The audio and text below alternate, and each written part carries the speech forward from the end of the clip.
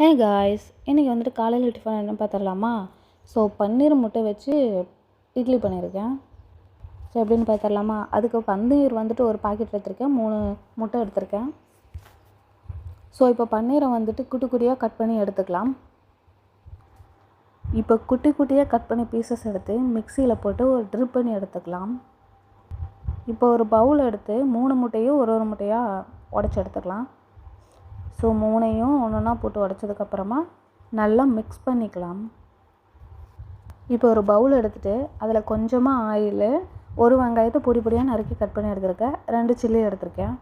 இதை வந்துட்டு ஆயிலில் போட்டு பாதியாக ஃப்ரை பண்ணி எடுத்துக்கலாம்.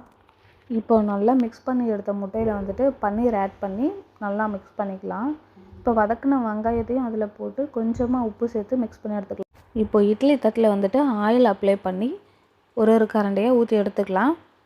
இப்போ தண்ணி கொதிக்க வச்ச பாத்திரத்தில் வந்து இந்த இட்லி குண்டாவை அப்படியே இறக்கிடலாம்.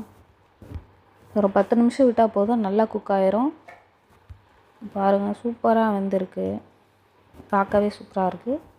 இறக்கி வச்சாச்சு. இப்போ இதை ஒரு 5 நிமிஷம் ஆற விட்டு ஒன்றா எடுத்து பிளேட்டில் மாற்றிக்கலாம்.